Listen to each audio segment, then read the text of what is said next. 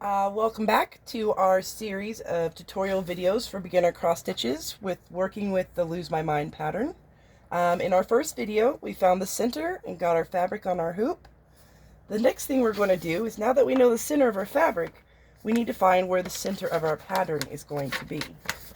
Now when you look on our patterns, there's going to be a black arrow at the top and a black arrow to the left. What I like to do is I take a marker and I go down the center at the top, find where it meets the center from here, and I mark it. So this is essentially where you're gonna start on the pattern. The next step is we need to get our floss ready to go so that we can make our first stitch. You should have gotten a full skein. These are called skeins of floss. Now each skein, you've got a thread.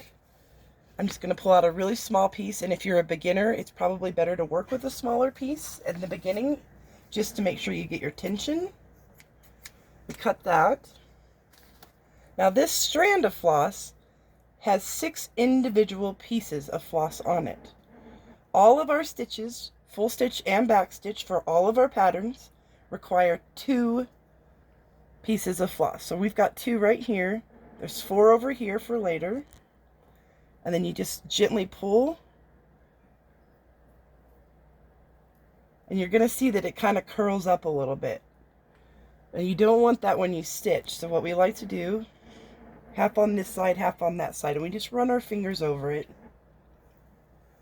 Then we find our needle. I like to wetten, put that one in my mouth, flatten it out. There's also wonderful little metal pieces that you can buy that'll actually help you thread the needle. I leave a little bit of a tail on this side. In one of our later tutorials, we're going to cover how we actually do a neater tie off on the back, but for the most part, we like to just tie a knot. So we do 1, and then we go over that one so that it doesn't go through your hole. So now we have our needle all ready.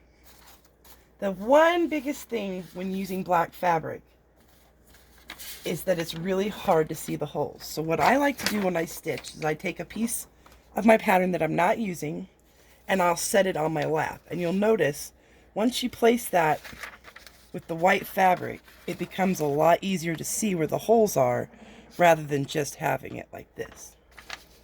So we know where our center is. We're going to look at our pattern, and we're just going to go up. I'm going to take this needle out that I had in here. We're going to go up on the bottom left of that square, and then we're going to go down the top right of that little square.